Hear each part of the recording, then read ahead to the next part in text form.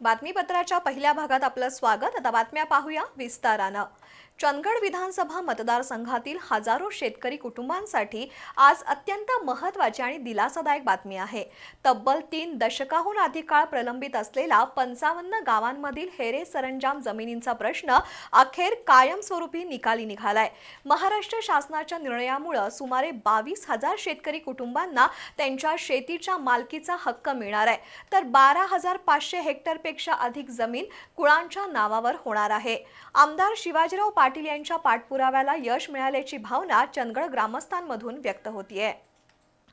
गेल्या 35 वर्षांपासून चंदगड तालुक्यातील 55 गावांमधील हेरे सरंजाम जमिनींचा प्रश्न कायम होता। जमीन कसत असूनही मालकी हक्क मिळत नसल्यामुळे शेतकऱ्यांना बँक कर्ज, पीक विमा, अनुदान, वारसा नोंदणी आणि खरेदी विक्रीसारख्या व्यवहारांमध्ये अडचणी यायच्या। अखेर मुख्यमंत्री देवेंद्र फडणवीस आणि महसूल मंत्री चंद्रशेखर बावनकुळे यांनी घेतलेल्या महत्त्वपूर्ण निर्णयामुळे हेरे सरंजामचा प्रश्न कायमस्वरूपी मार्गी लागलाय। या निर्णयानुसार सुमारे 22,000 कुटुंबांना शेतीच्या मालकीचा अधिकार मिळणार असून 12,500 हेक्टरपेक्षा अधिक जमीन प्रत्यक्ष कुळांच्या नावावर होणार आहे। महत्त्वाचं म्हणजे जमीन हस्तांतरणासाठी आवश्यक असलेल्या जाचक कागदपत्रांच्या अटी शासनाने रद्द केल्यात। तसंच मालकी हक्कासाठी भरावी लागणारी नजराणा रक्कमही पूर्णपणे माफ करण्यात आली आहे। त्यामुळे शेतकऱ्यांना मोठा दिलासा मिळालाय। या प्रश्नासाठी आमदार शिवाजीराव पाटील यांनी सातत्याने पाठपुरावा केला होता।